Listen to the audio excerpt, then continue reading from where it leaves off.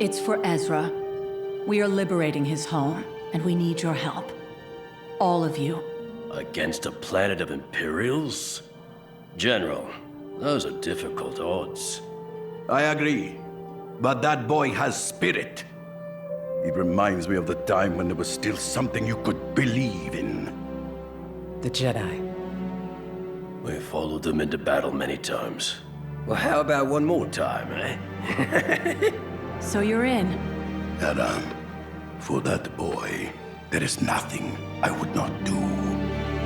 Welcome back, Mando!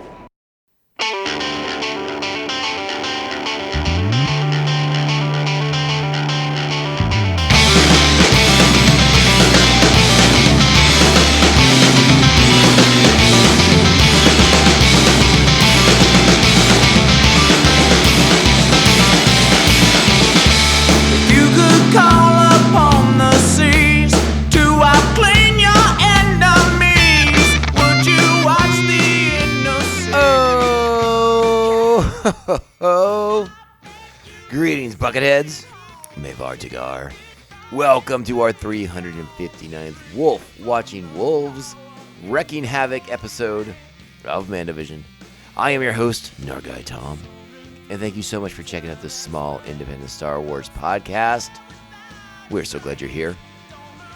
Make sure you reach out to us on those socials at Mando_Vision on X and Insta, MandoVision at Blue Sky, and of course you can email me at MandoVisionTom@gmail.com. Make sure to like, subscribe, follow, and share this show with all the Mandalorians in your covert. All right, Bucketheads, we are back.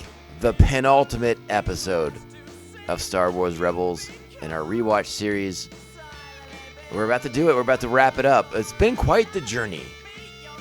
I'll probably wax poetic more next week when we get to the final big, massive episode of Star Wars Rebels. But you know, we're here right now, the second to last, and yeah, everything's coming together. And of course, the big difference between this entry in the Star Wars animated universe, Star Wars animated galaxy, is that unlike the Clone Wars, that show was unceremoniously canceled before it had a chance to finish the story it was telling. Now, granted, eventually we were able to get the end of that story. We were able to get a conclusion, to wrap everything up on that arc before the Revenge of the Sith, before the fall of the Republic. This time, a much more measured approach. Everything was weighed out, and we are at the end point, where we started with Ezra on his quest to free his homeworld of Lothal from the Empire, and now everything's coming to a head. So we have a big episode, lots going on, lots of moving parts, and I'm really excited to talk to you about it. I'll be honest, it's not an episode that needs a lot of pulling apart, but there are some things to talk about for sure. So I know, like with last week's episode, probably went a bit longer than I had in a while, because World Between Worlds is an episode with a lot of like metatextual stuff going on, and it bared having a conversation about. This one, much more straightforward in what we're going to get to. So, again, I think it'll be pretty succinct as far as our listening time overall will go. But longtime listeners of the podcast know that if there's anyone on the planet who can fill time, it's me. So I say that it'll be like 10, 15-minute episode, but we could end up 2025 in the blink of an eye. So let's go ahead. I feel like we should just dive into the episode because, again, we are at the end point where as this show concludes, we are preparing to launch into another episode, another entry in the Star Wars animated universe, and I'm really excited for that because I think 20 plus years in, Star Wars animation has proved to be some of the best, most vital storytelling for Star Wars that we've gotten in many, many years. So, again, we've talked about in this podcast, the animation's overlooked. It's ignored by the sort of viewing audience at large. But we know how important these stories are. And, again, the general audience out there is starting to figure that out. When shows like Ahsoka go over to live action, and Ahsoka is essentially the next installment in like the Rebel saga, right? Like it's a reunion for all these characters. So again, I don't want to belabor the point. Again, that argument has been had many, many times. Star Wars animation is thrilling and just as good as anything in live action. And we know that because we're awesome and we're good Star Wars fans and we support the animation as well. All right. I'm kind of babbling. Let's go ahead, get into the episode particulars for this week. Are you ready? Here we go. Star Wars Rebels, Season 4, Episode 14, A Fool's Hope. Original air date was March 5th, 2018.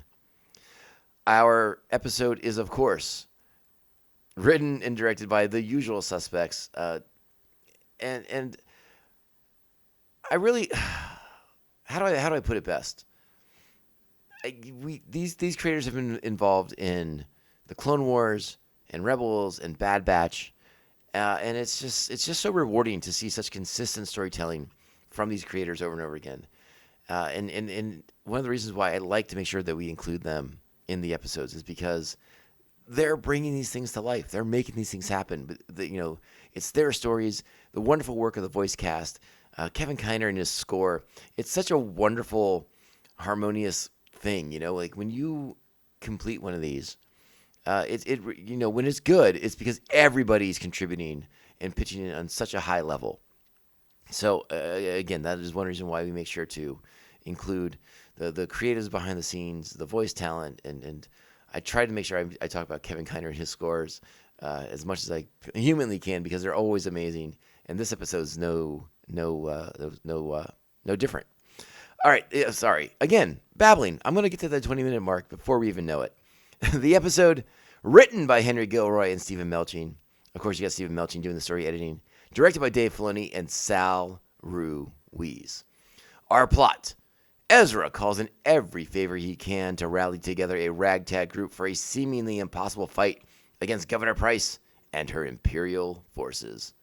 Our primary voice cast for this installment, Taylor Gray is Ezra Bridger, Vanessa Marshall is Harrison Dula, Tia Sakar is Sabine Wren, Steve Blum is Zeb Aurelios, Dave Filoni is Chopper, Keith Sarabaja, I know I said your name wrong again, sir, I apologize, but you are Vizago, D. Bradley Baker is all the clone troopers and Melch.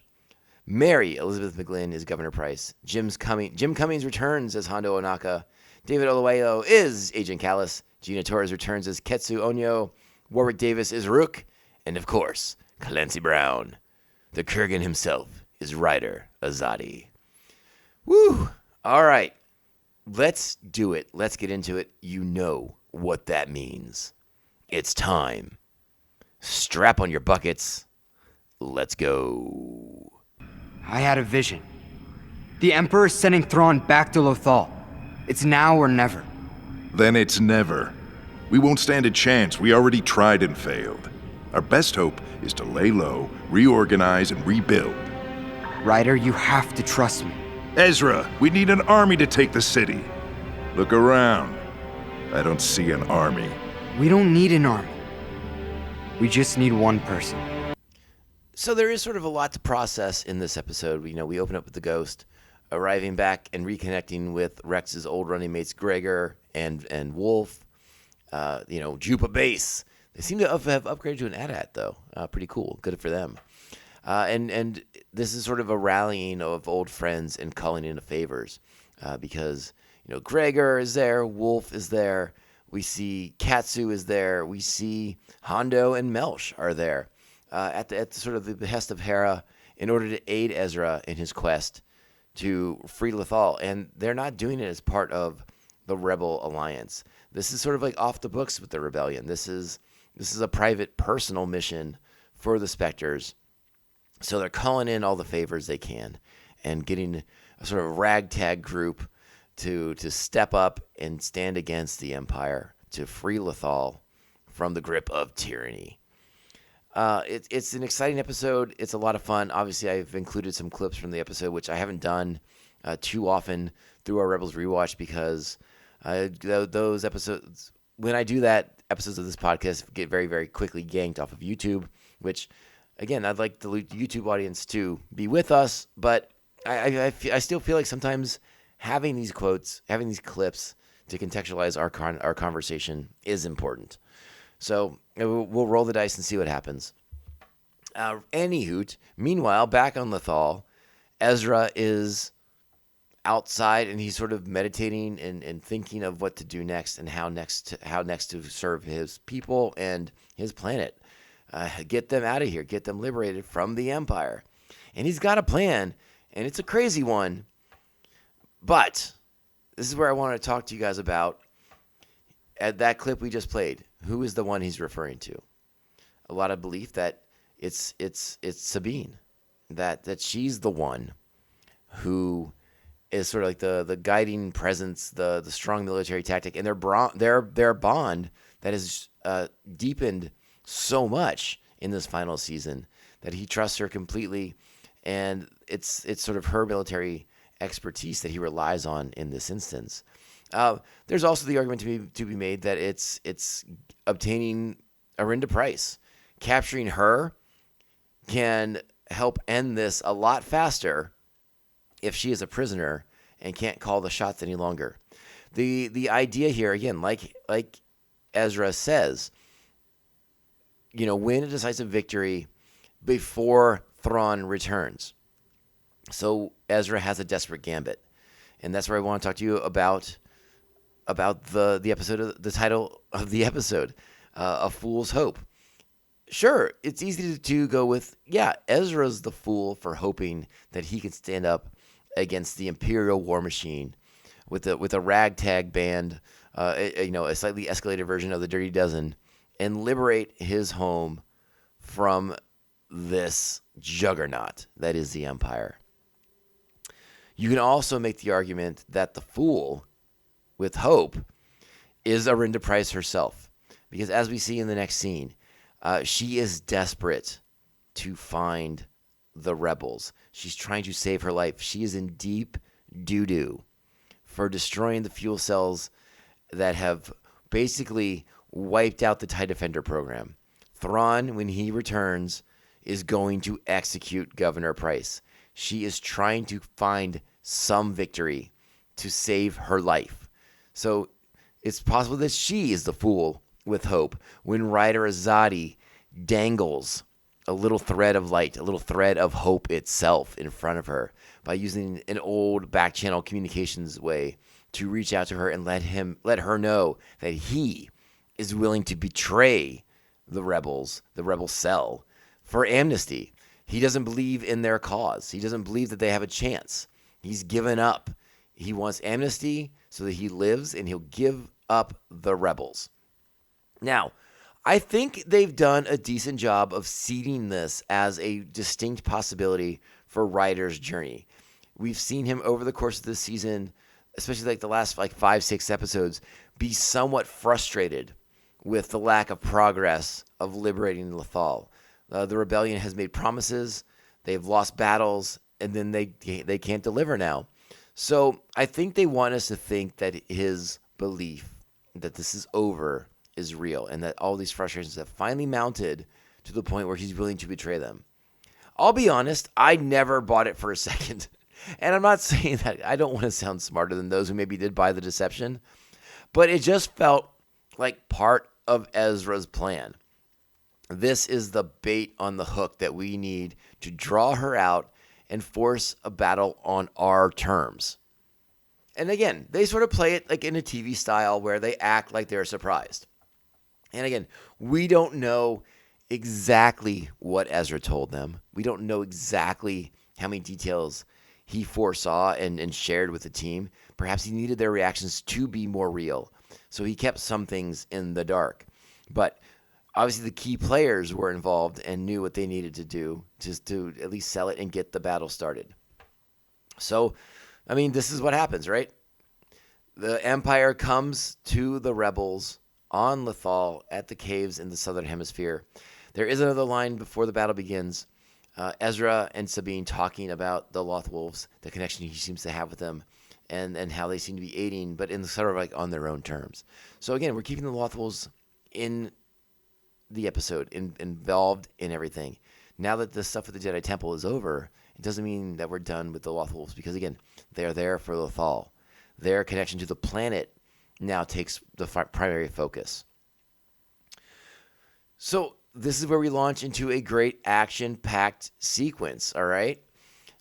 We have two main things happening here, which is Hera and the team on the Ghost, which I didn't mention, but also has Rex decked out in sort of Endor rebel garb, leading fuel to the theory that he is in fact the rebel agent that we see on Endor in Return of the Jedi, the white-bearded one. Like, why not? Hey, let's go for it. Callus is there as well, and then of course Hondo. We have Ketsu, we have Melsh, we have am I getting everybody? Hondo, Melsh, Ketsu, Callus. Yeah, we're good. We're golden. Sorry about that. But they have to break the blockade now to get onto Lothal. And again, that's a part of Ezra's plan. But it's something that takes time. Now, Hondo has a plan, and this kind of like why Hondo is in this episode. His way of sort of sneaking past the blockade, exiting hyperspace, immediately powering down the ship, and then waiting for an Imperial cargo vessel to arrive, and then using the mag clamp to lock on and get down to the surface before breaking free to go do what you got to do. And guess what? It's going to happen. It's going to work out. Hera will have a super timely arrival at a key moment to fly in and be a big factor in saving the day, winning the day, even more importantly. Meanwhile, like as we said, the battle goes, and it seems to be all Imperials at a certain point. The rebels are defeated. They're on their knees. Rook is there. Gunships, stormtroopers, the whole thing. It's all happening.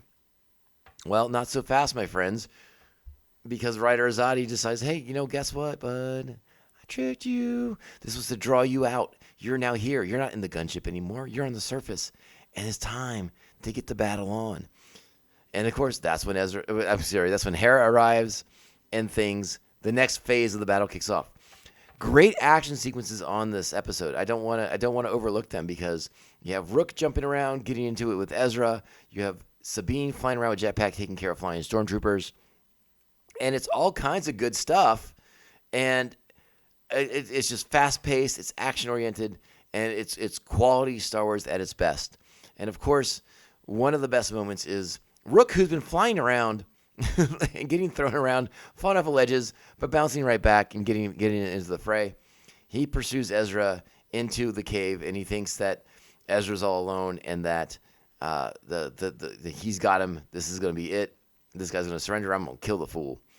And a great shot of Ezra against a black backdrop, lightsaber in hand, and the glowing eyes of the Lothwolves emerging behind him in the darkness. It's a fantastic visual. It looks dynamite. And now the Lothwolves are in the fray. Again, their connection to Lothal now takes forefront. And they just run around and create utter chaos. Throwing stormtroopers off of platforms. Throwing Rook off of platforms. It's pandemonium. And eventually they help with the capture of Arinda Price. And the day is won. They have won a decisive battle against the Empire on Lothal. But again, we know that Thrawn is coming. There is more to do. A big, important victory, nonetheless, but it leads us to what will come. And it's big time stuff. So, get ready, because the last episode it's a banger. It's a banger. And just a little side note thing, because, again, I mentioned Rook getting thrown around. And at one point, the Lothwolves throw him. And it seems like that is the end of Rook. But he shows up next week. Spoilers for that. But he gets a much more glorious death. Spoiler alert again. In that series finale. But we'll talk about that more next week. And look, I did it again. I managed to hit the 20-minute mark, even though I thought we'd be at least 5 minutes shorter than that. But check this episode out. It's awesome. It's great. Good action. Good story stuff. And really sets the stage for the final episode. Again, a nice hour-long, roughly an hour-long, 45-ish minutes, I suppose, once you minus all those commercials. But yes, sets the stage, and we're ready to go for the climax of this story. Ezra Bridger and the Spectres battling for the fate of Lothal. And so much good stuff coming up. And again, a couple of unexpected twists and turns in that final episode that we'll talk about as well. But yeah, this episode is great. It's awesome. It slaps, as the kids might say, if they still say it. 9 buckets. It's great. Check it out. It's unrelenting Star Wars action. I didn't even mention the aerial combat of the Ghosts versus the gunships. Good stuff. Fast-paced. You're going to love it. And again, that scene with Ezra in the cave and the Lothal eyes illuminating behind him, fantastic. Check it out. All right, again, 9 buckets. Let's get out of here. We have one more episode of our Star Wars Rebels rewatch series to go, and it's going to be epic. I'm pretty sure on that one we are going to go well over the 20-ish, 25-minute mark because that is a full episode, and we got a lot to get to in that one. But in the meantime, I want you to go out there and be great Star Wars fans. Kind, supportive, respectful, tolerant, understanding, patient, and just awesome all around. Because that's what being a Buckethead is all about in this community. Support the show on the socials. Mando_Vision on X and Insta. You can email the show, MandoVisionTom@gmail.com. Make sure you're liking, subscribing, following, and sharing the show with all the Mandalorians in your covert. If possible or so inclined, remember those sweet, sweet, sweet 5-star reviews? They help us out a ton. We're a small show. We don't get a ton of whatevers. So your likes really do mean a lot to me. I appreciate everyone who takes the time to do the 5 stars, to write reviews.